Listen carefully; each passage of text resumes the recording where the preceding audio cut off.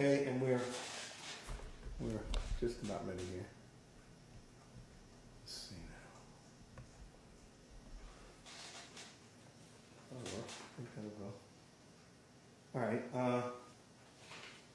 good. And my name is Carlton Cartwright. I'm the executive director for the Children's Coalition Incorporated, and we are at the home of Walter Drake. Walter, what is your address here? 939 Turner Quay, And Jupiter. okay, when is your birthday? 10/21/42. Okay, and who's that young lady in the background who's with That's us? my wife, What is her name? Barbara. Barbara Drake.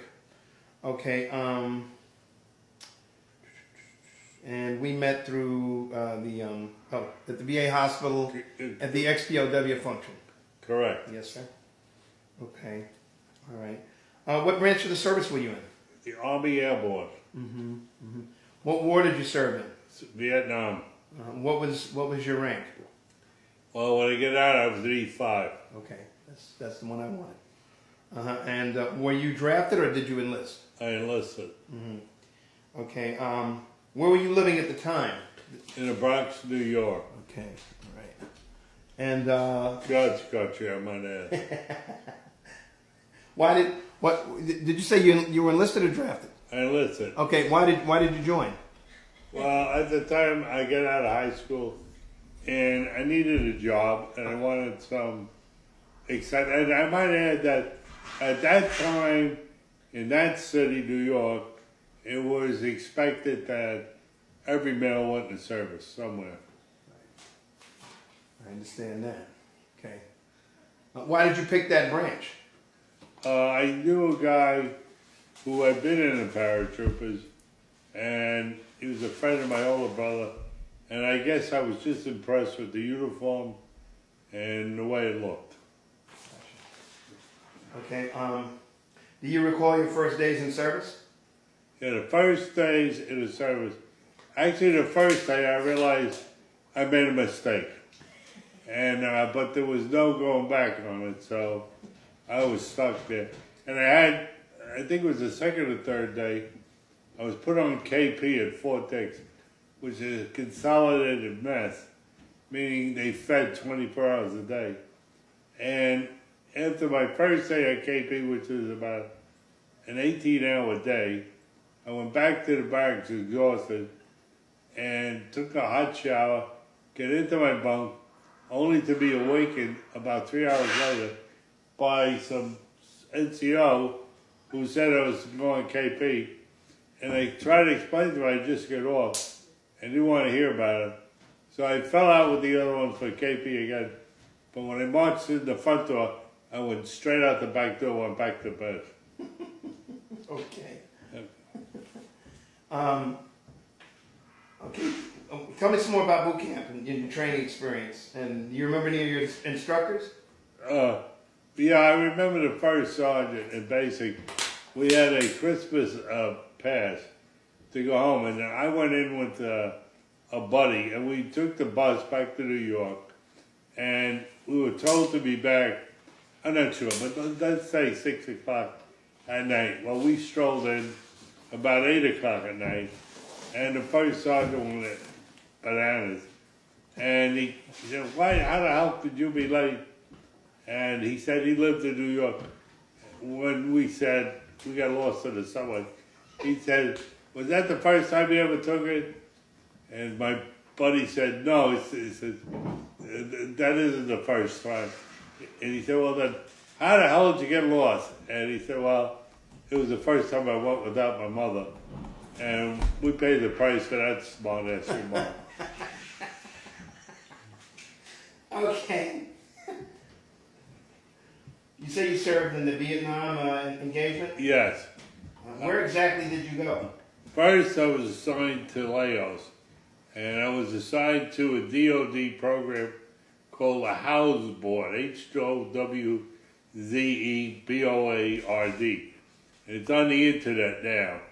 And what it was to find out the capability of the Huey helicopter, which was just coming on stream then. I was not an infantryman, a pilot, or any of that. I was a cryptographer. And when I did Laos 2 months, they had the Geneva Accords, and all foreign troops were to leave. So they assigned us to a place in South Vietnam called Ben Cat, which was a special forces camp. I remember they bragged they had a couple of 8 teams of special forces guys there. They had a couple of battalions of armored troops there, and some rangers who were advisors.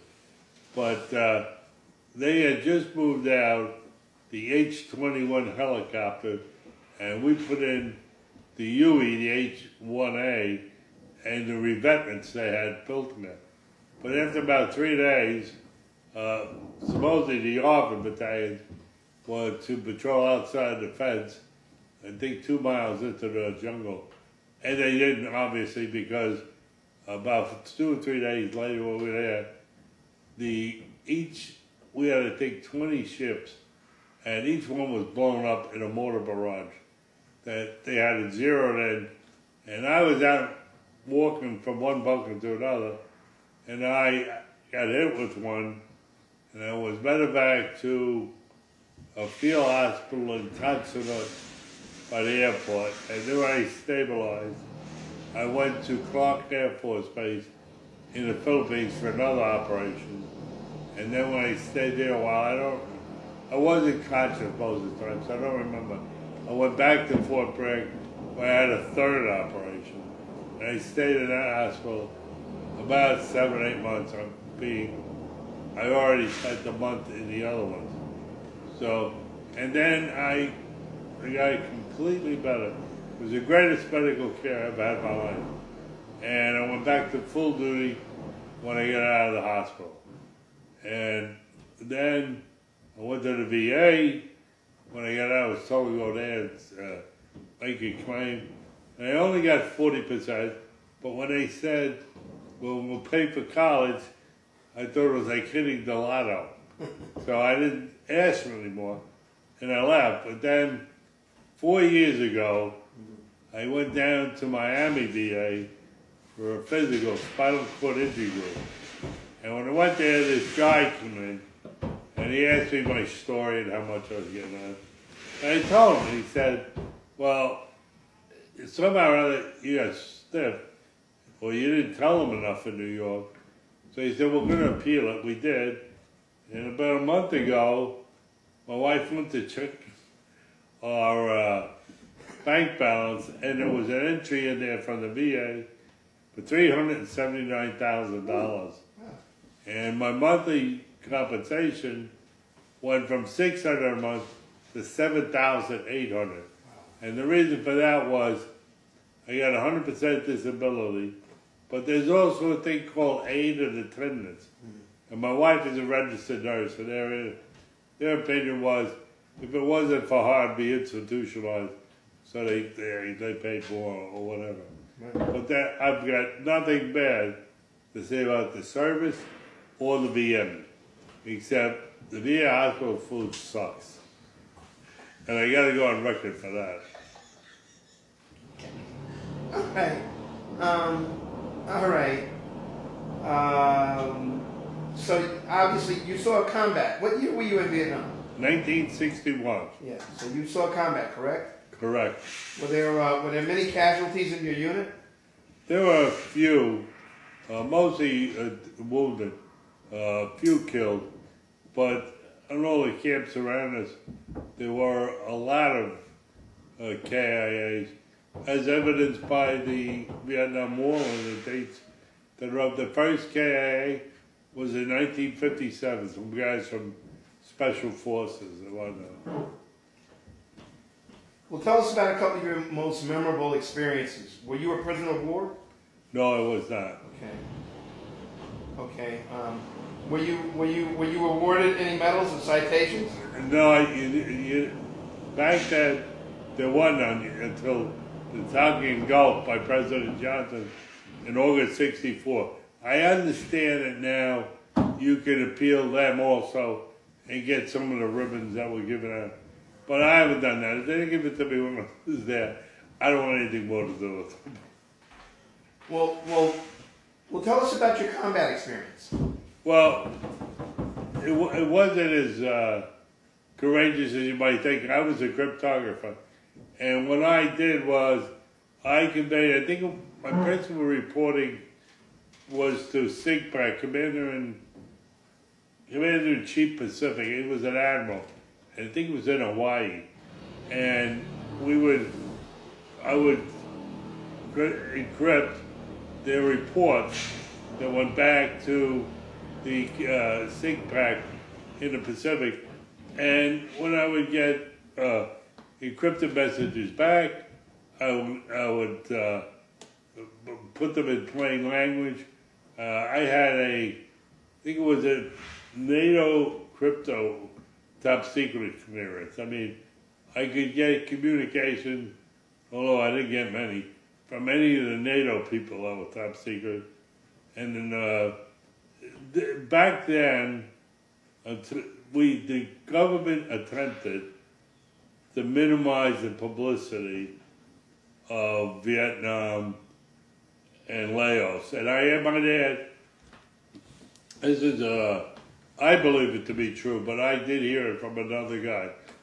And there were these special forces guys that were required to go up to Washington and report to the Senate Foreign Relations or the Armed Forces or whatever committee.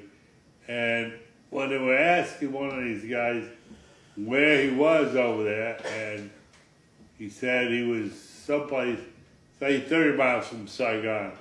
Senator Wayne Morse, who was the head of whatever committee it was, said to him, "Oh, is that near Seoul?"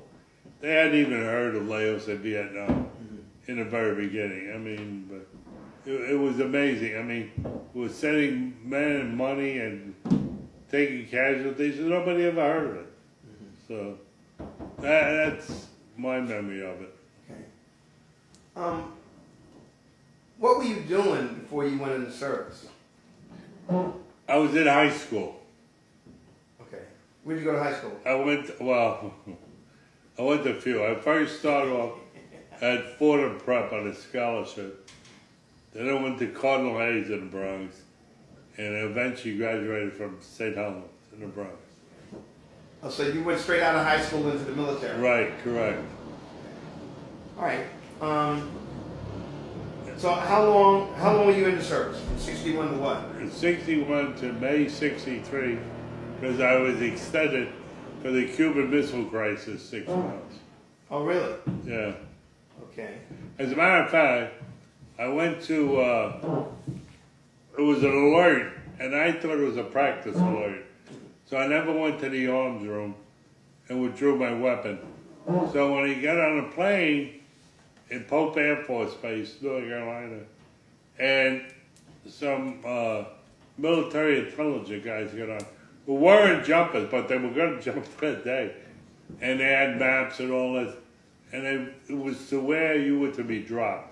They had all the plans and everything. And when we got on the plane and it took off, we really didn't know we weren't going to jump. We thought we were. So I went to the first sergeant, who was in the same stick as me on the plane, and it was a 130. And I said to him, "Look, I made a mistake. I thought it was a training exercise. I didn't mean to do anything wrong. I just came back from Laos and Vietnam. Well, I really just got out of the hospital, Walmart, in Fort Bragg." And very sarcastically, the first sergeant said to me, "Drake, if you're not the first casualty, I'll get your weapon." So with that, we landed in Boca Chica Naval Air Station in West Key West. And when the 101st was there too. And they didn't want both divisions back in Fort Bragg at the same time. So they said what they would do is they would fly the 101st from Boca Chica back to Pope, where they would change planes or whatever, and get out of Fort Bragg. And in the meantime, in lieu of a summer exercise, no, it wouldn't have been so, that was October, I remember that. In lieu of an exercise, put it that way, we would march from Boca Chica Naval Air Station to Homestead Air Force Base for a plane. And Homestead from Boca Chica was a good 100 miles of hot marching weather. And the worst part was, the first sergeant, being he was a good Christian, obviously, he forgave me for my rifle like a hole in the head. He told me to go over and see some sergeant over in some other battle group and get the base plate of a mortar, which I thought I don't know what he wanted it for, but I got it and I found out what he wanted it for. He said, "You're going to carry that for forgetting your weapon." So I had about a 40-pound mortar base plate beside my other equipment, and back then I weighed about 140 pounds, and everything weighed more than me. Right. But we got back to Homestead after a long march, and it was hot. I remember that my feet were on fire, and we came across those bridges and the Keys and all that, and all the like Howard Johnsons, whatever they were called back then, Stuckies or whatever, they were all manned by Army cooking companies that they fed us in those as they marched, and they weren't open to civilians anymore. Wow. So I remember that, and it was, you can laugh about it now, but I didn't enjoy walking with all that weight. I could have done without that. But I enjoyed my whole time in the service. I have nothing to complain about. I was fairly treated. I was perhaps, I like to think I was the most knowledgeable civilian as it related to the civil rights struggle. I was, this is a true story. I was in Oxford, Mississippi when an Air Force guy named, what was his name? James Meredith. James Meredith was getting into school and wouldn't let him in because he was black. And Kennedy sent a whole bunch of the 82nd and 18th Airborne down there. And then I became knowledgeable about it. Oh, before that, I was sent to Fort Gordon, and when I landed in the airport from New York, there were two signs by two water fountains. One said white, and the other said color. And I thought they meant they had vegetable dye in the water. I had no idea what the hell this meant. And it was very disturbing to me because I grew up where you were what you were, and nobody really cared. And certainly I didn't care. But, you know, you weren't allowed into this restaurant. And when we came home to New York once, I had to go into a place to buy a hamburger for my buddy who was a black guy. It was incredible what this South was like. I mean, everything they say was true. So anyway, back to Oxford, Mississippi. So I was in charge of a roadblock, and I had my squad with me. And lo and behold, these ladies would come up, and you'd love to have one as your grandmother. There was 5 of them. They were so sweet. Everything. You want a cherry pie? You want apple pie? You want a pecan pie? Every day they'd bring that. They were the sweetest old ladies. And then one day, this lady comes up to me and she says, "Hey, Sergeant, let me talk to you." She said, "Can you tell me when you're going to be leaving?" I said, "No, I'll be the last to know." She said, "Well, when you find out, let me know so we can kill these nigger bastards." I was shocked. There was a couple of black guys in my squad. I was so afraid they heard that. And then there was another incident that I only learned about a few years ago. I had a very good friend who was a Mexican American from Kansas City. Yeah. And he came to see me in Connecticut.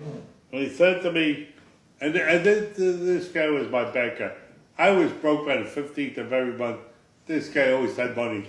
Well, and he'd lend it to me. So I said to him, he said to me, "Did you ever notice that I never went out of the base with you guys?" So I said, "No, I remember going to E4 Club, NCO Club, we had a good time." He said, "Well, I never went off the base with you." I said, so why? He said, well, I didn't want any trouble, and in Kansas City, I was considered a person of color. I was so hurt. 50 years later, that one of my best friends was treated that way, and he felt that way. It really hurt me. And then I told him, I said, I got a time friend darker than this guy. I don't believe this. But it was true. And the funny part was, he was so well educated. He went to a Jesuit college, and he only read, like, when I was reading the sports page, he'd be reading The Catcher in the Rye. I mean, he was so much above the rest of us. It was unreal. And that was a hurtful experience. I never really got involved in any politics. I was too young, or civil rights. And in New York, you don't have that. Your neighbor is somebody who's either Turkish, black, or an Indian, or who the hell knows. But it didn't matter because it was your neighbor, and you were treated the same by everyone. So that was a whole new experience that was very hard for me to adjust to. Like, if you became real friendly with a guy, there was a guy, Pearl Fryer from Mississippi, black guy next to me. He could do 1,000 sit-ups and push-ups. He was like Hercules, this kid. And you'd want to go out someplace and like right off the base for hamburgers up, and he couldn't go. I mean, that was. Then you'd say, well, let's go to PX then, because you knew he could get in there, and you didn't want to offend anyone. But then you had people who were so good to you. That would be. That was very hard for me. It still is to this day. I mean, I gotta say that the VA hospitals, I've been in a couple of times, they're all minorities that work there, the women. And if it wasn't for them, that goddamn VA system just wouldn't work. These people are dedicated. And I've got nothing that I could say except that if it wasn't for them, you wouldn't have a VA. Simple as that. I mean, they all come from the islands or someplace, and they work tremendously. And I have a very strong, I wish I could do more to make things right, but you know, Florida's a little better, but it ain't that great. Okay, let's see. While you were in the service, how did you, while you were, overseas, or at any time, and another question, tell me about all the different places you traveled, and then I also want to know how did you stay in touch with your family? I started out in Fort Dix, then I went to Fort Gwynn, Georgia, and from there I went to Fort Bragg, and I went to jump school in Fort Bragg, and it was assigned to the 187 Parachute Infantry Regiment, and then, I don't know how I lucked out, they reassigned me again, after being there only a few months, to the 82nd PSNM, which was Parachute Maintenance and Supply, all riggers. And they sent me TDY to Fort Lee, Virginia for about 3 months. And even though that was like $1 a day, that was big money for me. And I went to Fort Lee. As a matter of fact, I was at Fort Lee. I was on the Fort Lee tennis team, and I played in the same tournament as Arthur Ashe in Richmond, Virginia. And I didn't realize how great he was until years later. And I always thought, maybe I could fudge this story a little and say how I beat him. But people just wouldn't believe that. So, and then when I came back, I was supposed to go back to 82nd PSNM, but they reassigned me to 18th Airborne Corps because they were looking for a cryptographer, which I learned in Fort Gordon was my original MLS. And from there I wound up going to Laos and Where did you go when you were on leave? Oh, when I went back to New York to my family, when it's on leave. But for passes and weekend, I hung around with a great bunch of guys, and we would go up to Raleigh, Durham, where Duke University was, and UVA, and we'd make believe that we were students because they would. But some guys didn't fool at all because they were retired service guys, and they saw you with short hair and shiny shoes. And if you're a student, you look like a sloth. So it was good. How did you stay in touch with your family while you were away in the military? Oh, I had a twin sister, and I wrote to her fairly often. And I had two brothers. I wrote to them once in a while. Actually, the problem was this.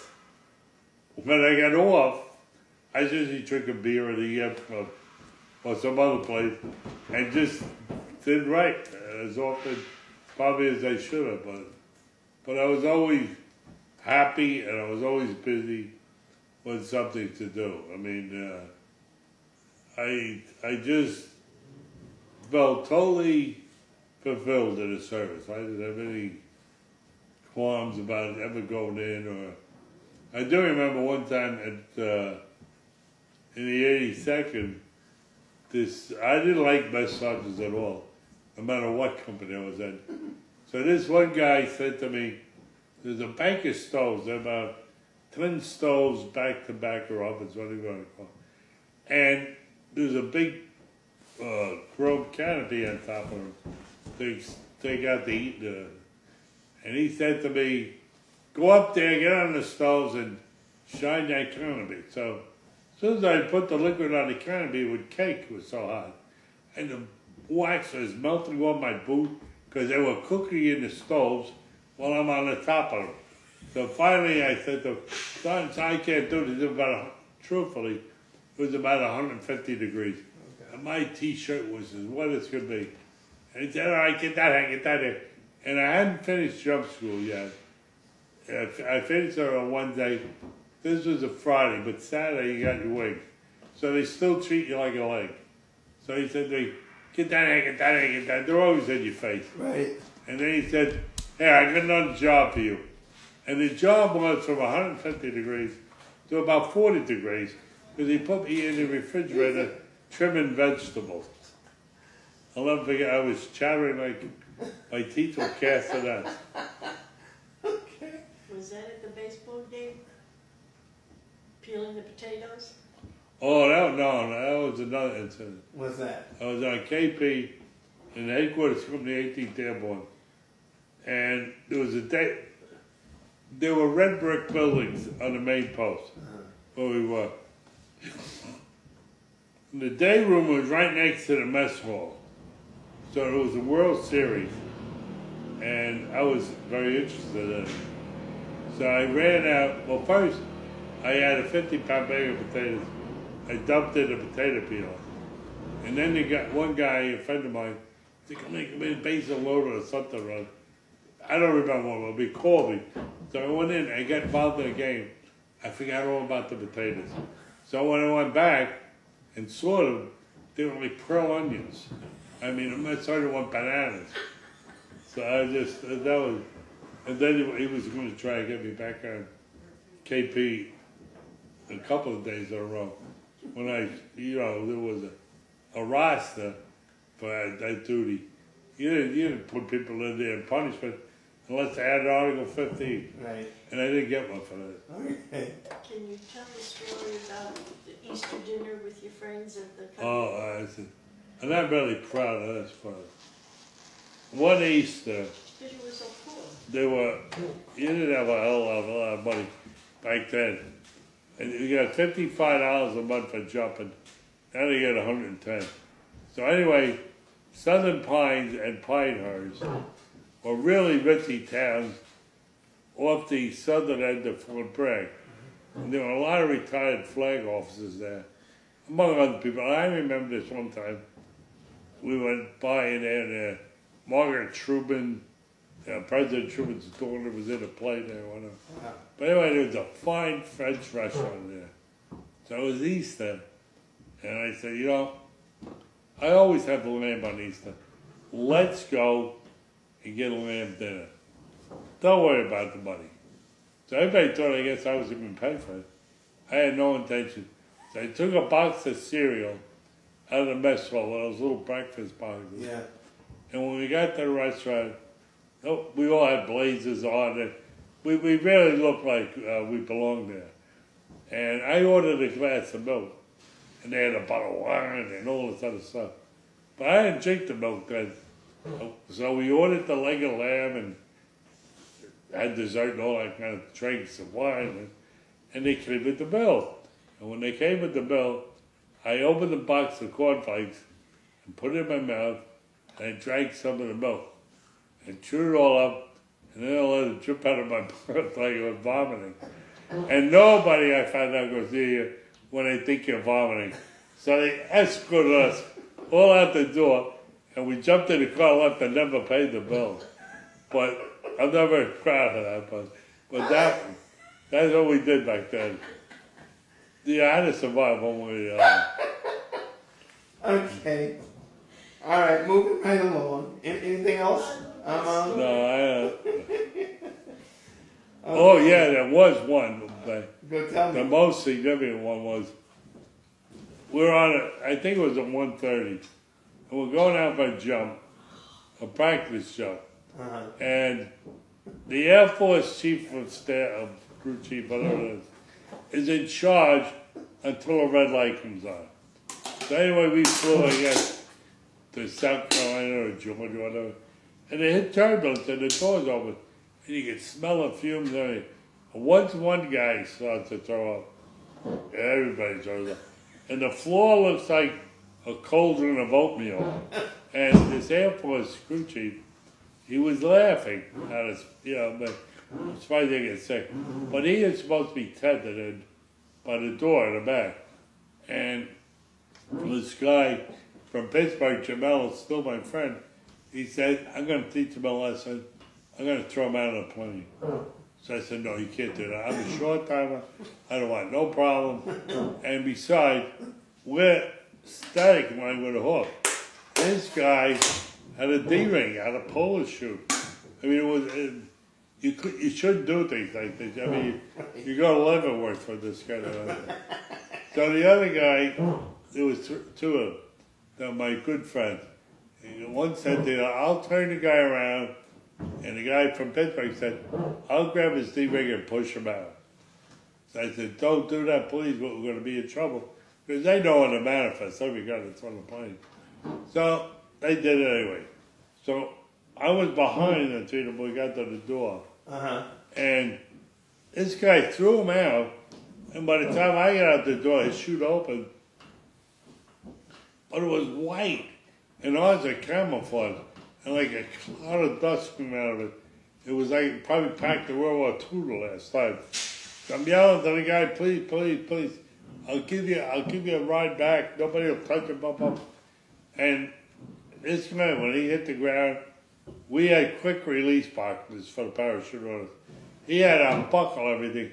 He beat me, and not only did he beat me, he ran 12 miles back to the base. Oh my God. So then the colonel of the base, Pope Air Force Base, was told a story. And the next morning, at Reveille, who's there but the colonel and the guy?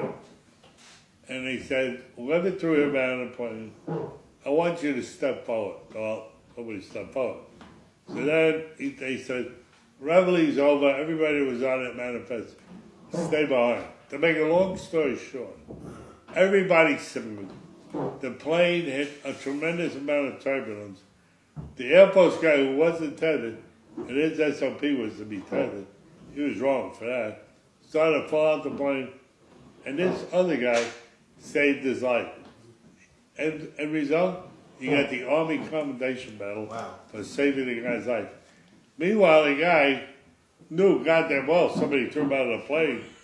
And so when they gave the award out, the guy who got the award goes past the guy who was the crew chief that got thrown out. And goes like that to him. Okay. What did you think of officers or your fellow soldiers? I thought they were great. The officers were fine leaders, and all the men were great too. I mean, and anybody who got promoted, I felt very proud of myself. I made E5, which is kind of unusual, being I had 250 feet besides. But I liked it, and I was a good soldier. I took great pride in it. Tell a story about the black fellow who was with the hose or something, what that. Oh, I belonged to the Greater Hartford chapter of the 82nd. So I was telling the chairman of that chapter the story about there was this black sergeant in jump school, and I was in the front line because I was deep. And I don't know why the guy took a dislike to me. I felt he did. And when they have to get the lead and rest, and they hose you off, he would turn the hose all the way up in the dirt in front of me, and the dirt, the rocks had hit me in the face like a Claymore mine. So I'm telling this guy the story up there. He went to jump school at the same time as me. It turns out this guy turned out to be, after being a jump school instructor, the sergeant major of the 82nd Airborne, and happened to be a personal friend of my chairman. So one day, we go out to get the mail, I get the mail, bring it back, and I have a letter from the guy. He was tired at that time, apologized. Somehow or other, the story must have got mixed up, because he thought it was a prejudicial thing. And that, I thought it was what do you call that, badge of courage, having been gone under this guy's instruction and survived it, because he was a tough SOB. And I was nothing like him. So I felt terrible that he thought that I thought that, so I wrote him back. I never heard from him again, but I did write back and said, that isn't true, you were just a bloody bastard. I don't give a shit what's going on. They said he had to toughen you guys up or something. Yeah, well, he was, the war was starting up then, and he took it really serious, that he trained you to the utmost, and he didn't take any BS from anybody. But then, that was, I had to tell you, I had all good experiences. I couldn't think of anything that made me mature more, but when I enlisted, I had gone to 3 or 4 high schools. I was beyond repair. When I got out, and they paid for college for me, I did everything in college that I should have done in high school. I got out with almost a 4.0 average. I mean, I just never went back to see my room to the Bronx again, because they would lead you astray. And I mean, God has been good to me and my family.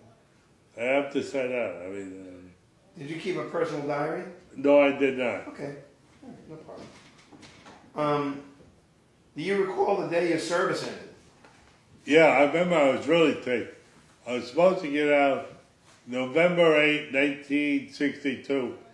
And in the beginning of November, no, it was before that, we knew we were going to get extended. And if you got out September 30th, you got no extension. If you got out October 1 day later, you get 6 months. So there were 2 guys in my squad. One guy got out September 30th, and one guy got out October 1. And the guy that got out September 30th, who had no extension, used to really harass the guy that had the 6 months, who got out the day later by singing to him all the time, what a difference a day makes. Until the guy went bananas and hit him with his attention to him. And that ended. Okay. What did you, where were you when you separated? I separated from Fort Bragg. Okay, in North Carolina. Right. Right. What did you do in the days and weeks afterwards? Well, the days and weeks afterwards, I looked for a job, but I didn't find one. And I went away one weekend to Massachusetts skiing where I met my wife. And yeah, oh, I got a job at UPS during Christmas. Uh-huh. That's when they worked me to death. And then I worked for the elevator constructors in New York City. And that was a big paying union job. Even back then, I made tremendous money. Tremendous, I mean $30, $40 an hour. But my job was, because I was an apprentice, to get 24 cups of coffee at 10 o'clock for the crew, and in the afternoon to get 24 cans of beer for the crew. And that was it. And that lasted a long time, too. And then, like I said, I met my wife, and we got married, and she pushed me all along through school and did a lot of my term papers. And I'd be as arrogant when there was a mistake in it, I'd blame her. I just, but everything I have, I owe to her. You funny. Okay. Yeah, it's better. Okay. So you used your GI Bill for school. Correct. Right. And so okay. Did you make any close friendships while you were in the service? Oh yeah, I still have them today. Still got you. Continue those friendships. Right. Okay. And do you belong to any veterans organizations? I belong to the American Legion and the 82nd Airborne Association, Okay. Palm Beach chapter. PVA, What? the PVA. What is that? Paralyzed Veterans Association. Okay. Your career after the war. Now that was that was that one job you had, right? Immediately after the one you told me about, where you served the coffee and the beer. Right. And then what? Then I went to college. Okay. And then when I got out of college, I majored in accounting. Ah. And I had an offer from, back then there were 8 international firms.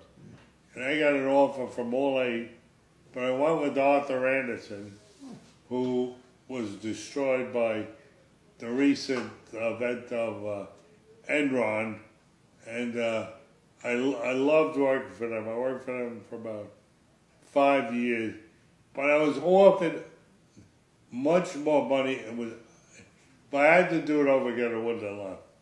But believe it or not, who offered me a lot of money was Burger King on Kendall Drive in Miami. So, and they wanted to open up regional offices for control in the Northeast. Mm-hmm. And I had done an acquisition for them where they bought out some franchisees. There was 2 guys that had the territorial franchise of Staten Island, Queens, and I guess Brooklyn. Yeah, they had a lot.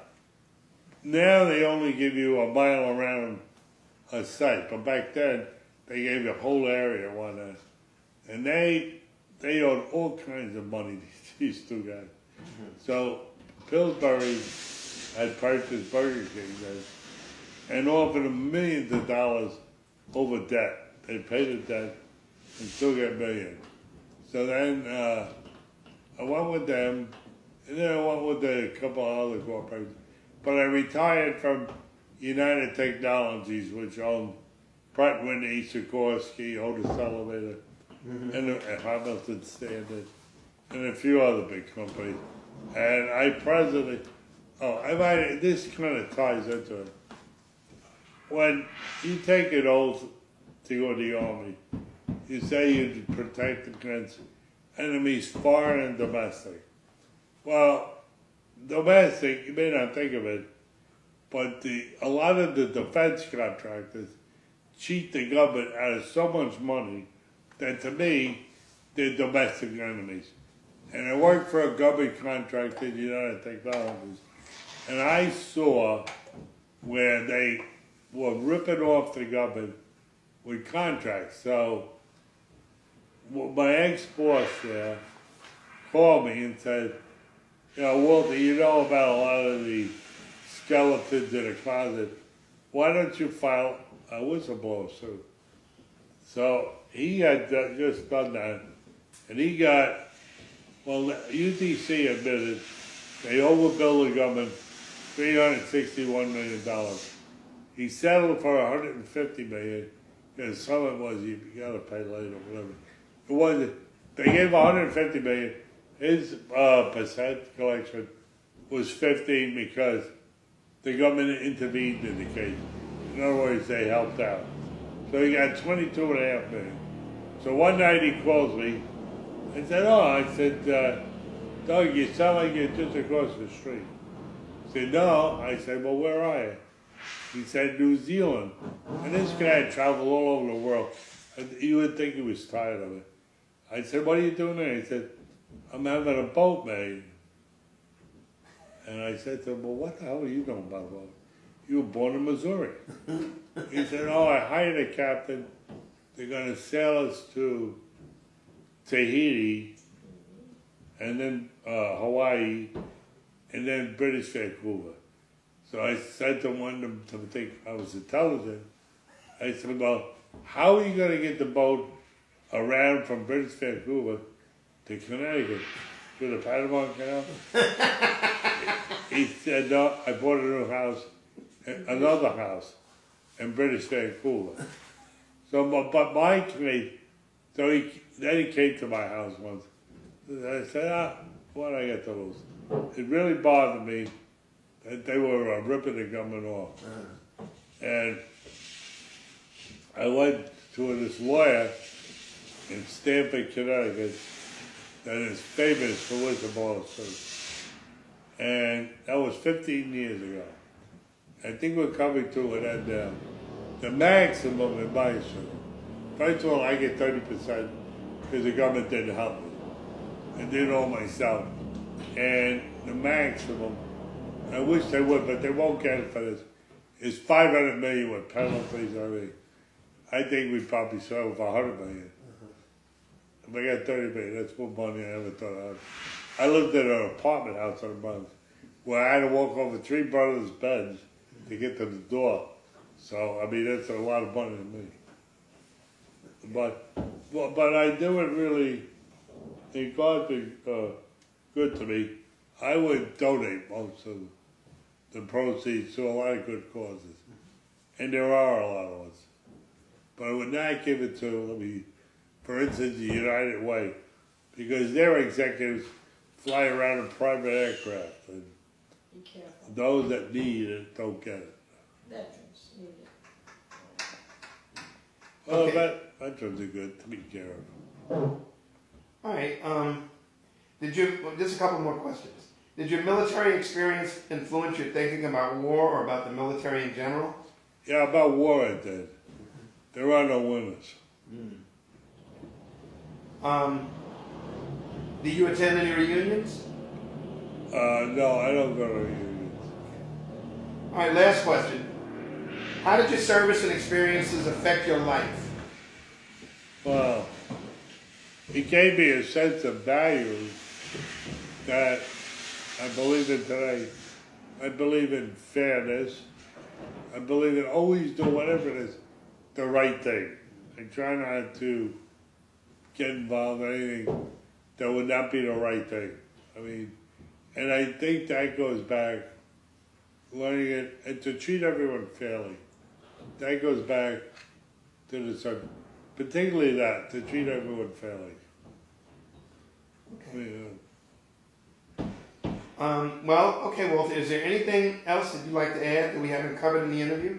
No, not really, except that Well, I fully believe that although we have an all-volunteer army, and it's a great army, I think this service was done to a lot of young men that don't know they should have been in the service.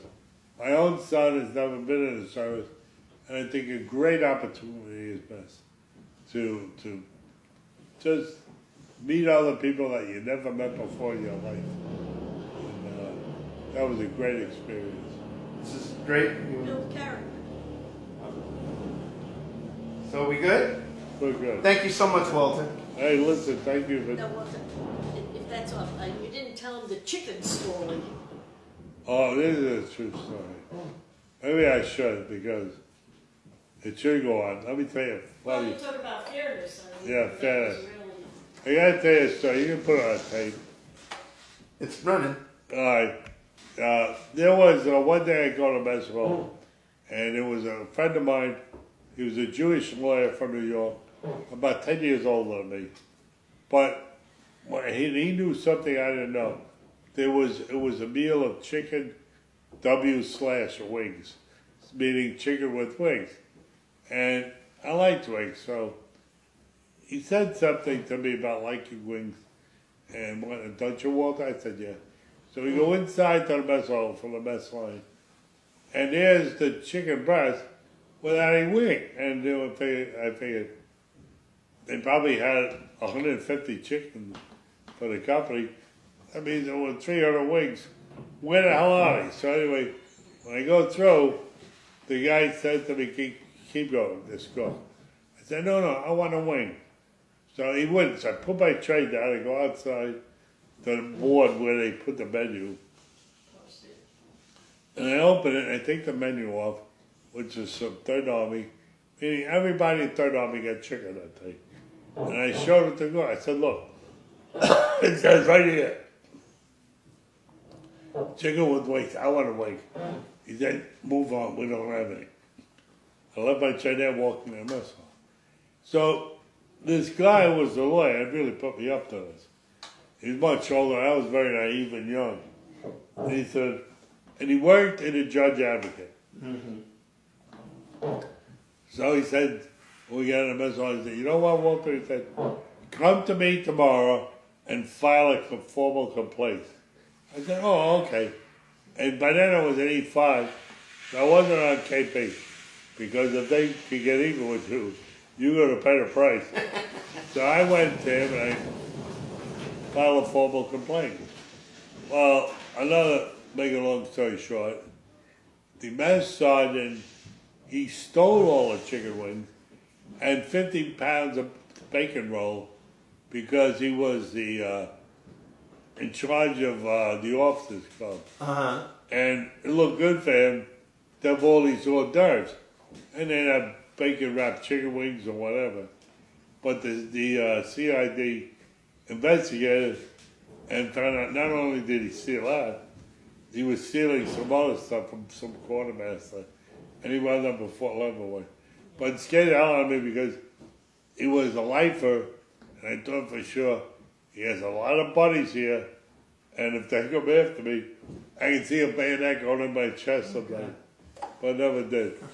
But I've been gonna about that one. So that's the chicken story. That's the chicken. That was the chicken story. Walter, we want to thank you again.